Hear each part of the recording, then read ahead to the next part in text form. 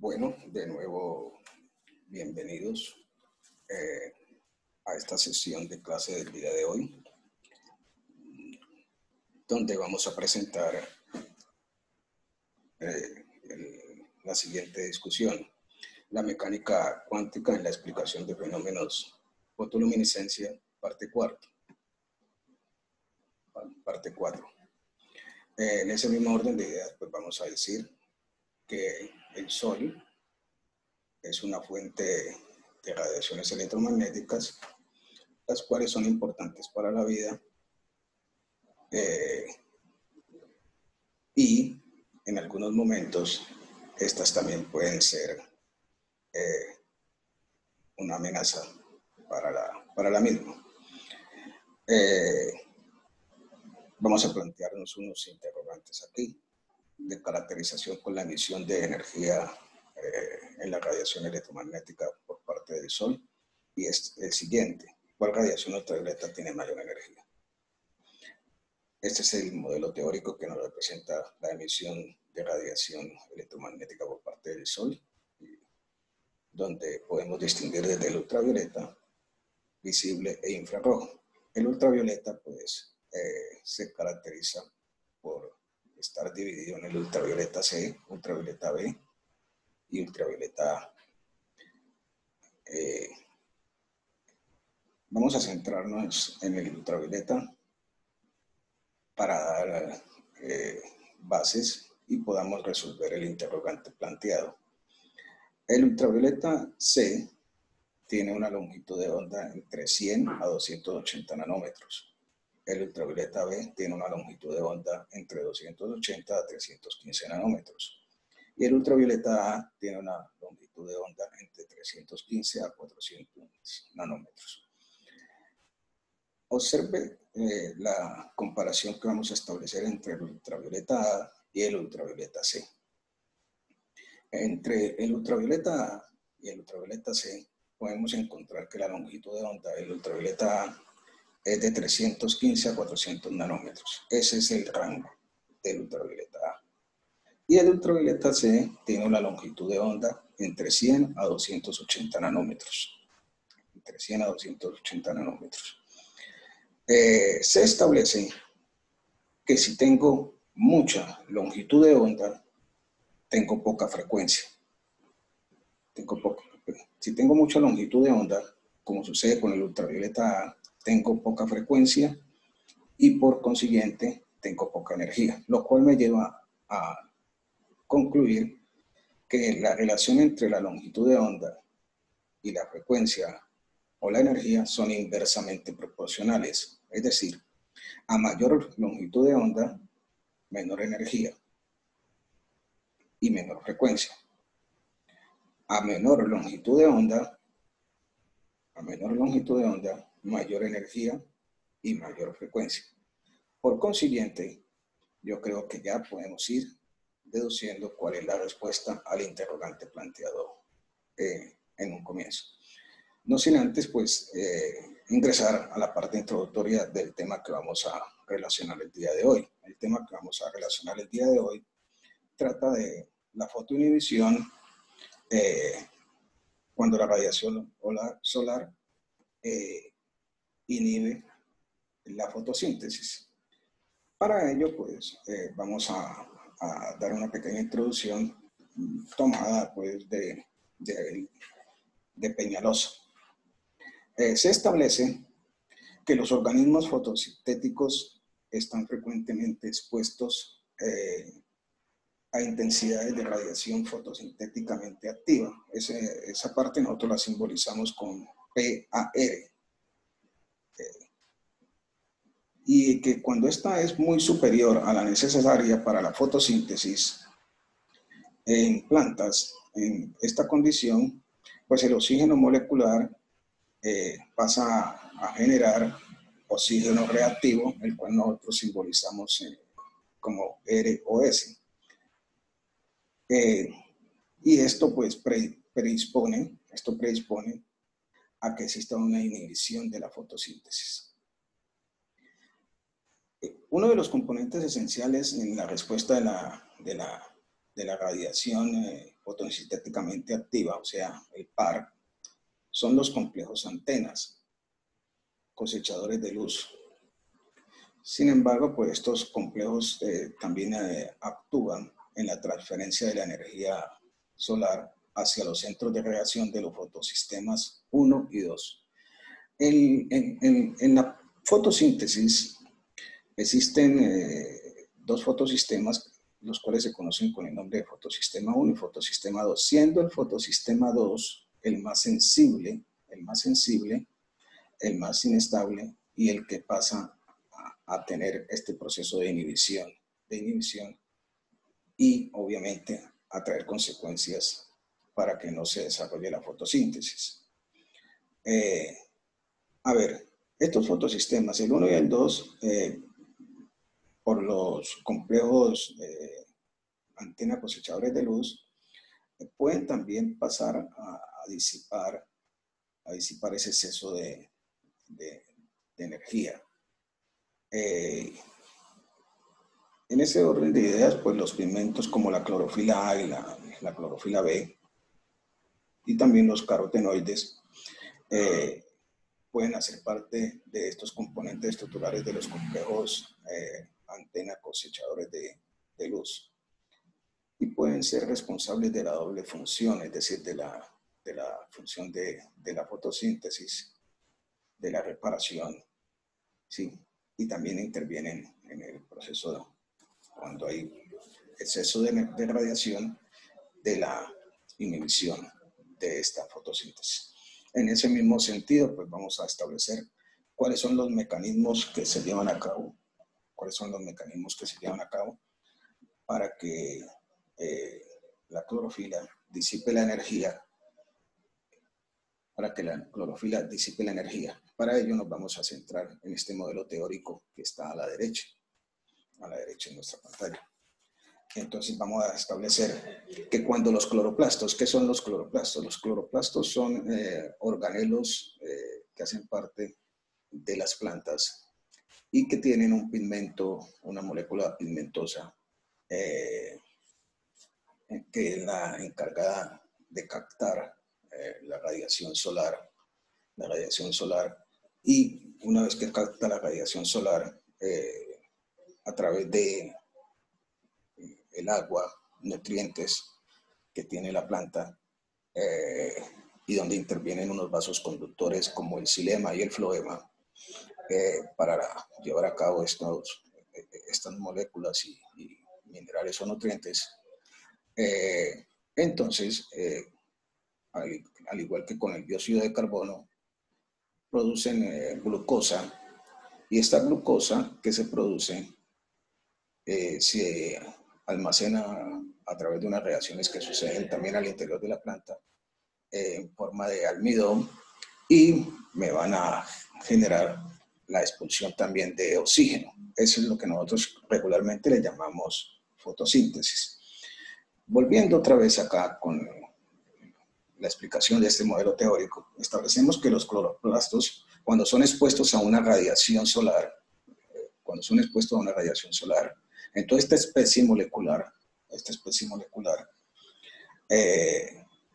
le sucede la excitación del electrón. Y esa excitación electrónica consiste, ya habíamos dialogado, consiste en que si llega una energía mayor a la que tiene el electrón aquí en su molécula o en su átomo, puede sacarlo a un orbital mayor, es decir, lo pasa a estado de excitación, que le llamamos de alta energía. Acá nosotros le vamos a llamar también estado de singlete. ¿Qué es el estado de singlete? Para los químicos cuánticos, el estado singlete de un átomo, de una molécula, es un estado en el cual todos los espines de sus electrones se encuentran apareados. Es decir, que la suma total de espines electrónicos es igual a cero. Ese es el estado singlete. Este estado es un estado que podemos decir excitado e inestable y que rápidamente puede disipar energía según cómo se ubica por este sector en forma de calor, en forma de calor. En forma de calor, es decir, energía en tránsito, que es energía en forma de calor. Y se puede también reemitir esa energía se puede reemitir en fluorescencia. ¿Cuándo se reemite en fluorescencia? Esa energía se remite en fluorescencia cuando esa molécula que captó un fotón de luz ultravioleta sufrió la excitación, luego viene el relajamiento y me emite un fotón de luz que nosotros podemos percibir o caracterizar a través del órgano sensorial de la visión con un determinado color. También se puede dar que esta energía sea transferida a los centros de reacción para realizar la fotoquímica. Proceso que es muy rápido, y que nos lleva a el maravilloso proceso conocido como la fotosíntesis. Pero en situaciones donde hay exceso de energía, esta no es disipada apropiadamente. Esta energía no es disipada apropiadamente, eso es lo que nos está señalando esta ruta. Esta energía no es disipada apropiadamente. Los fotosistemas se saturan, causando daño a los centros de reacción, y particularmente del fotosistema 2. Esto provoca el decaimiento de la clorofila. El decaimiento de la clorofila es citada al estado de clorofila triplete. ¿Qué es el estado de clorofila triplete? El estado de clorofila triplete o el triplete en la física cuántica se le denomina a un sistema que tiene tres posibles valores de spin.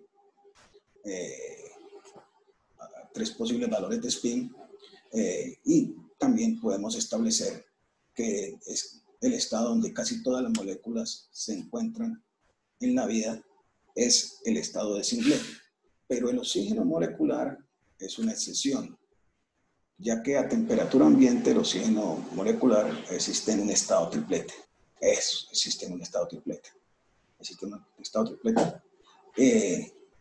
Lo que requeriría la transición prohibida a un estado singlete antes de una reacción química, que una reacción química pudiese comenzar.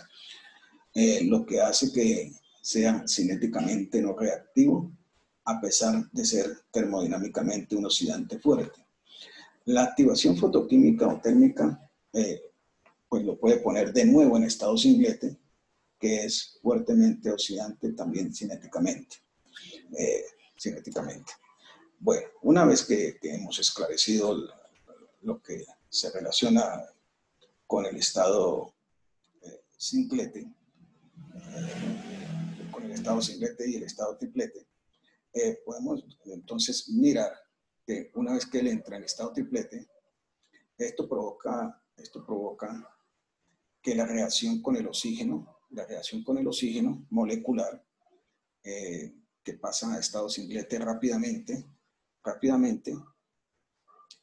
me forme una especie de oxígeno reactiva. Estas especies de oxígeno reactivas, conocidas por nosotros en bioquímica molecular,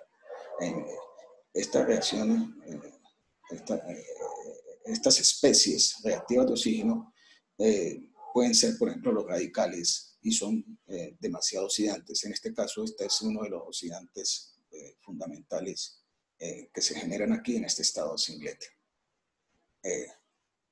Ese oxígeno, ese oxígeno que está en estado singlete, esta especie de oxígeno reactivo, en las células vegetales,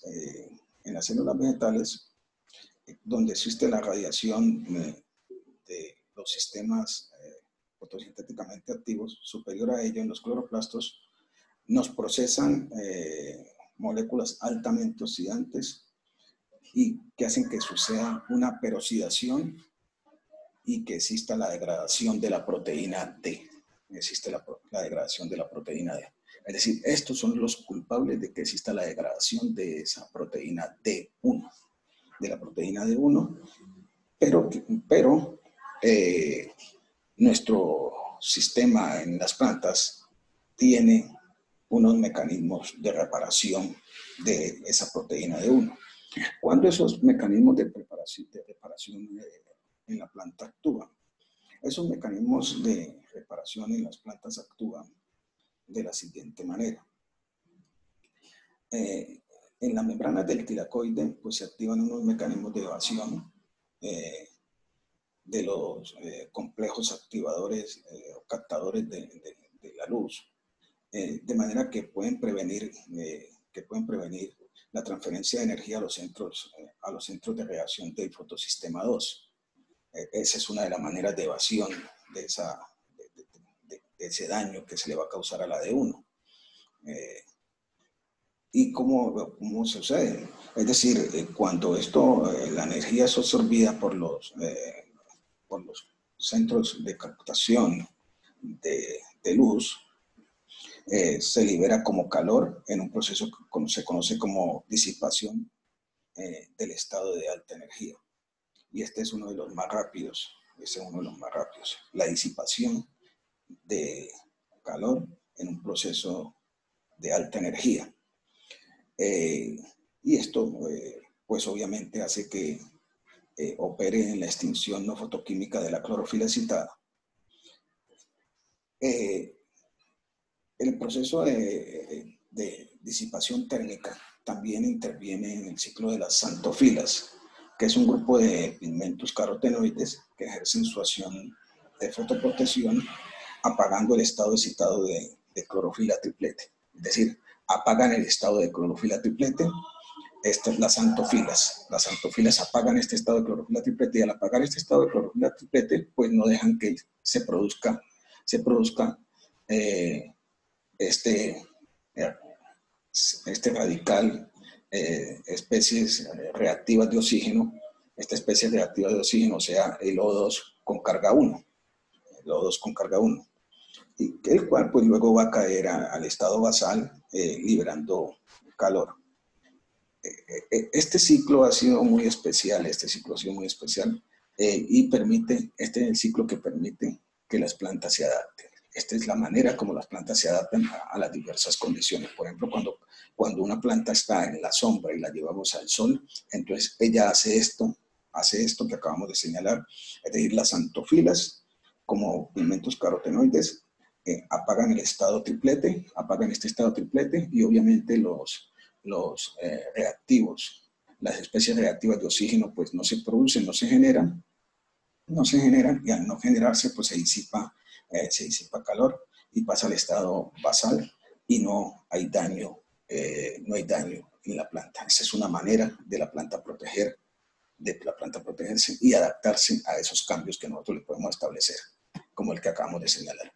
Es decir, en términos generales, acá hemos señalado lo que sucede con el mecanismo que acabamos de indicar, la radiación por el PARC, o sea, la radiación de los centros fotosintéticamente activos que pueden llevar a cabo el proceso de fotoquímico, o sea, la fotosíntesis, pero cuando hay un exceso de fotones, o sea, un exceso de radiación, pues la planta tiene una primera línea de defensa que acabamos de señalar. La primera línea de defensa es con los centros captadores de luz que hacen posible que se evada esta intensidad de luz que se está produciendo allí. Sin embargo, pues se producen unos fotoproductos tóxicos que son los oxidantes, las especies reactivas de oxígeno. En este caso, el que más se utiliza es el oxígeno ciblete, pero existe una segunda línea de defensa, que es a través de las xantofilas, que pueden hacer posible que se apague para que no llegue a cabo la producción de erosina o singlete y no se dañe pues, la proteína D1 y continúe la proteína D1 funcionando. Sin embargo, cuando esta línea de adaptación, por ejemplo, insisto, cuando tenemos plantas que deben de estar a la sombra o la planta ha estado con exceso de sol y ha recibido demasiada radiación ultravioleta, pues puede suceder esta inhibición. Y estos canales de reparación pueden volver a sintetizar de nuevo la proteína D1 y obviamente se puede dar el proceso de la fotosíntesis. Bueno, espero que haber aclarado un poco el tema de cómo las plantas sufren el proceso de la fotoinhibición y esto conlleva a que no se lleve a cabo la fotosíntesis y también de cómo la planta puede lograr que esos centros de fotoinhibición no inhiban la fotosíntesis o lo reparen. Para ello, pues, podemos establecer una discusión rápidamente y es la siguiente. ¿Cuáles condiciones consideras son las causantes de la fotoinhibición de la fotosíntesis? Otra pregunta podría ser, ¿qué sucederá con una planta donde existen altas y bajas temperaturas, donde se ha sometido a condiciones de altas y bajas temperaturas, condiciones de salinidad? ¿Ella cómo puede evadir, además,